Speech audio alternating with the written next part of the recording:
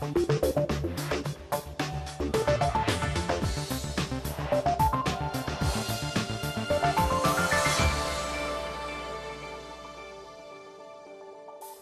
and welcome to the programme. I'm Nima Abouarte, and this week we're assessing Egypt after Mubarak. Political uncertainty in Egypt may be over for now, but with strikes across the country and disputes over pay, the economic concerns still linger. Now, the military is urging people to get back to work to help get the economy back on track. But is it really that easy? We'll be finding out. Also coming up this week, coming back from a crisis, how can businesses recover after major unrest? Not out of the woods yet. The ambitious resort fronted by the world-famous golfer is suspended. So what does this mean for Dubai's luxury property market? A super exchange for stocks and shares. Will consolidating the region's markets bring in more investors? And playing the game, how Abu Dhabi and Dubai hope to cash in on the Cricket World Cup. But first, after weeks of unrest, Egypt's political direction has been decided. President Mubarak has finally stepped down and the country is now in the hands of the military. But the worries aren't over yet. The focus has moved from the political to the economic. This past week has seen strikes by thousands of people all over the country, with many public sector workers complaining about pay and conditions. Now, the army is urging people to get back to work to help get the economy moving again. But what more needs to be done? Well, Ben Thompson is in Cairo to find out.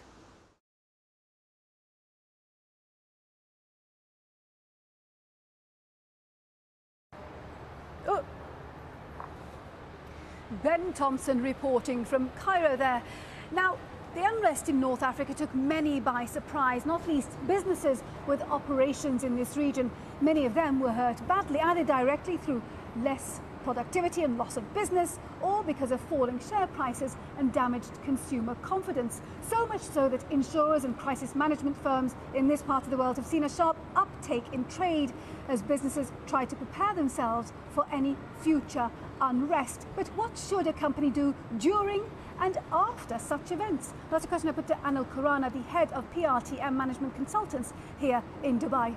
So a few elements that I've been telling our clients about that. So one is actually have a crisis management sort of team and a plan in place. So that's the last thing that you think about, but one of the most important ones. But along with that, actually the more important things are build redundancy into your system. So let's say you running email. So what if your email system was shut down while Egypt's internet was down? Well, you're out of communication. So you need to have data centers that are backed up. So how do you prepare for a black swan? You don't know the timing of that. You know it's going to happen. Just like last year, the volcano in Iceland happened. No one knew it was going to come. No one knew it was going to be ash in the air for 3 kilometers in the sky. But you knew there were volcanoes that were going to disrupt airline traffic one day, someday. What you actually do is say, let me map out the different kinds of risks I'm going to face with these. So it could be financial, could be political, could be natural disasters, could be market risks. And for all of those, then you say, do I have a plan B? Am I prepared? So for example, in Egypt itself, one of our clients had a call center and they had a flight plan. If something happened at the call center, customer service center, they actually fly them to Vienna. They did that. They had a plane sitting for them and they flew out within a couple of days. And how has your advice to your customers changed? Well, I think some caution in terms of investments and operations and how you design them. So when I say caution, I again mean diversification, don't rush into things, spend some time to think about the consequences and implications more than you normally do. As you invest, also think about the possibility that some investments will go south. And so treat this as a portfolio of things you're doing, not as just one thing. And so your key advice is? Be resilient, prepare for the unknown, and plan to be lucky. Anil Khurana of PRTM speaking to me earlier. Now, Tiger Woods was in Dubai this week, returning for the first time in 2 years to compete at the Desert Classic Golf Championship. After a difficult year, he's been working hard on getting back to his winning ways. But his brand is still seeing knockbacks, even here in Dubai. The much heralded Tiger Woods Golf Resort has just been suspended due to difficulties in the luxury property market. So is this latest setback symptomatic of Dubai's property sector? Katie Watson has been finding out. Back in 2008, there was huge excitement. Tiger Woods came to town to launch his golf resort. Property was good, so was the money. Tiger was reportedly paid more than $50 million just to promote the resort. With ultra-expensive villas and mansions and a golf course that he would design, it was one of the most luxurious projects that Dubai had ever planned. A fast golf course, an oasis, something that is very different, unique in this region. So, and also just a great, one of a lifetime hotel, a clubhouse, all these different amenities that we offer. It's going to be so different than anything that this region has to offer. I think that will be something that people always remember. But it was launched just before the downturn. As the property market crashed, huge projects nearby were pulled. And that left the Tiger Woods Resort, 30 minutes drive from central Dubai, very isolated. And this is the reality of the project on the ground. Most of what you can see behind me is just desert for miles and miles. The developers blamed the suspension of the $1.1 billion project on conditions in the luxury property market. But it didn't come as a surprise to many. The golf resort was meant to be completed in September 2009, but little beyond part of the golf course was ever completed. This branding agency was tasked with promoting the resort, despite recent knockbacks with Tiger's reputation and that of Dubai's property market. Tiger's name was key in standing out from the crowd in a booming market. His brand was synonymous with golf. There has been some damage, but the fact is Tiger Woods is still the biggest brand in golf. Putting Tiger Woods' name on this new golf course was really what made it distinguished it from the other golf courses in Dubai. But as boom turned to bust, more than just a name was needed to sell properties. So the slow progress of Tiger Woods Resort put investors off. I think there's a lot more thought that needs to go into what kind of properties are built today, what sort of experiences are people looking for, and what can they afford to pay. And that's become critical. I think we've moved from very much from a push type mentality to more of an intellectually insight-driven market where you actually need to understand what consumers are looking for.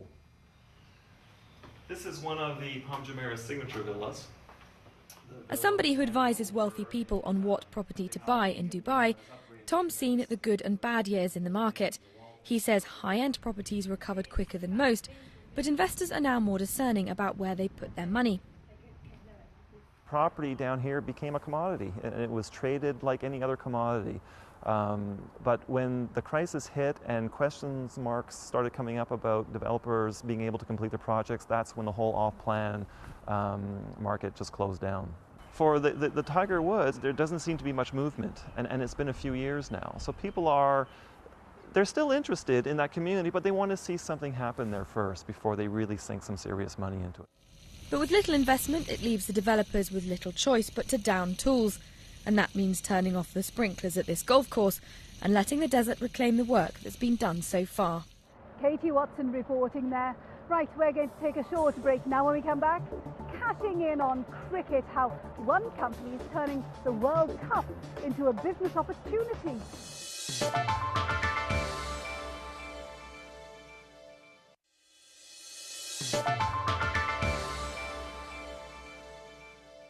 Welcome back to the programme.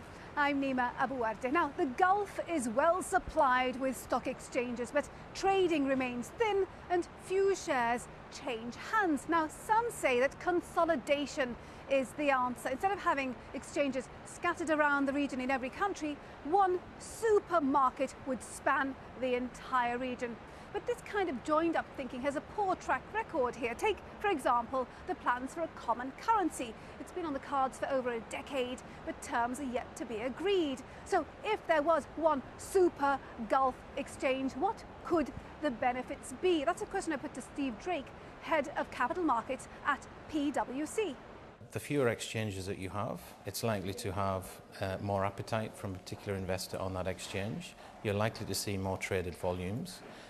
you're probably likely to see more interest in particular sectors and therefore have a certain level of consolidation within types of entities that will list on those exchanges, which then has a knock-on impact to the types of investors that invest and the volumes and turnovers in those stocks. Can you give us a feel for what it would be like when it's operational? Which sectors would benefit? I think it would attract more companies perhaps to come to market from those who either currently the exchanges don't necessarily support their sector or there isn't a lot of investor appetite at the moment. Many of the regional exchanges are very heavily concentrated towards financial services and real estate, for example, and that's where a lot of investor appetite has been. If you have one regional exchange that supports any companies, those companies that have the right profile and the right story will start to think about going to market because there will be appetite for their stock, for their industry, and of course the international investor appetite to go with that. But they can't agree to a common currency, for example, so what's the likelihood of this happening? I would say in the short term, probably not, but a longer term aspiration for the region. Certainly if the region wants to have a capital market that is competitive with the rest of the world, then that's something that does need to be thought about and, in my view, enacted. And what needs to happen in order for international investors to see this part of the world as a safe bet? The exchanges are largely retail investor exchanges, which means it's the local populations investing in local companies. To change that and to bring back or attract the institutions, I think there's probably two things. One is they need to be investing in the right company. So a good company with a good story and a flagship entity will naturally have international appetite and appeal. That's one thing. The second thing, as I've said, is increasing transparency levels and increasing corporate governance to be able to provide the level of support and comfort that the international investors look for to come back into the local markets. That has to happen. Steve Drake of PwC speaking to me earlier. Right, let's see what other business stories are making headlines across the region this week. Bahrain is the latest to be hit by a wave of political unrest in the region. The demonstrators' demands include more jobs and housing and a more representative parliament.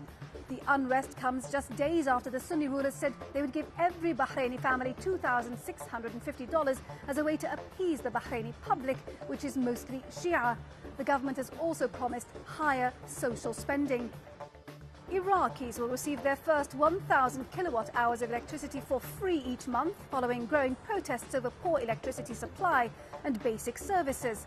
Iraq's acting Minister of Electricity said the subsidy would apply to all Iraqis but was mainly aimed at helping around 8 million low-income Iraqis. Twitter is in talks with regional telecommunications operators to boost its adoption across the Arab world, according to its chief executive. The firm has also launched a new translation service where it'll let its users help translate the website into different languages, a tool that could potentially help the service provide Arabic support.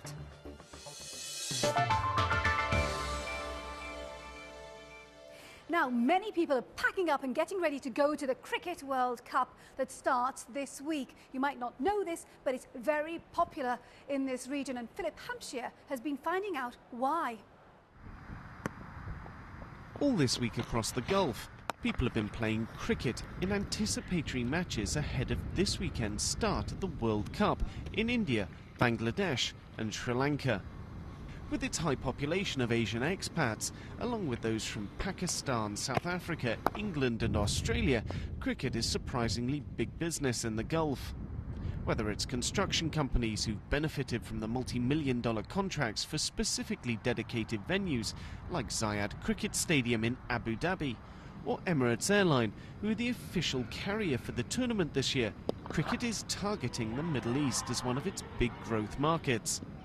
It's also easy to forget that in 1996, the Emirates fielded a strong enough cricket team that they actually made it through to the World Cup.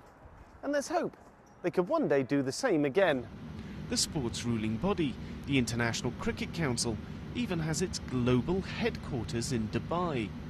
They're not only hoping that this year's World Cup will be the most watched ever, but will specifically make inroads into the Gulf. The commercial or the economics is one part of it, but it's the responsibility clearly of any sport or any global body to develop the game. The Arabic-speaking world is, of course, part of our development program. There's some 200 to 300 million people in that locality. And, of course, it's a market that we're very, very keen on. And, in fact, there might be a message in the fact that we're sitting in the UAE. It even has a knock-on effect on the region's budding software industry. Karkadan Games in Abu Dhabi has produced the official computer game tie-in for the tournament. It's hoping this will be the launchpad for making it a serious contender on the world stage. Well, Karkadan Games is an extension of Abu Dhabi Media Company, and we're there because video games is the single biggest growing entertainment industry in the world. If you look right now at the popularity of social media, popularity of social games that are there with that as well, the history and the success of the console business for the last 20 years, naturally with Abu Dhabi Media Company, this is a great growth opportunity for them, and we're just excited to be a part of it and part of this growth from this region. Cricket Power will be one of the biggest games ever to come out of the Middle East. The very popularity of the sport with young players on laptops across so many different nations, though, poses its own problems. How do you take payments from countries that will likely be core markets, such as Bangladesh or Pakistan, when credit card penetration might not be high? So our primary audience is cricket nations who are also heavy online users in the gaming space and also have, the option to pay with a credit card. Then we're looking at various other payment mechanisms in markets where credit card may not be high in the demographic that we're targeting, and that's where we're exploring options like mobile payments through SMS and, partnering up with various brands and distribution. There's also the possibility that if the game becomes popular enough, it will boost demand for the sport itself. That's particularly important for other frontier cricket markets that are big computer game players. Well, at the moment, we think that between the USA and China in particular are two very large markets, both for participation as well as economics. And I think like any business, we may want to focus on those markets. All in all, it means some Middle Eastern businesses have a lot riding on cricket and the World Cup. Certainly, it will lead to a lot of nervous anticipation over the coming weeks for how the results of the tournament pan out. Philip Hampshire reporting there. Well, our time is very nearly up. I do hope you've enjoyed our programme. Before we go, let's see how the region's main markets performed this week. And remember, we'd love to hear from you. Our email address is middleeastbiz@bbc.co.uk. And remember, you can keep up to date with us every day of the week now using Twitter and Facebook. That's where you'll find the latest photos and news from the BBC's teams across the world. Next week, Egypt's stock exchange is set to reopen more than 3 weeks after being suspended. So, as investors around the region and the world wait nervously, what will it mean for Egypt's economy? Until then, from me, Nima Abouarte, and the rest of the team, thank you for watching. Bye-bye.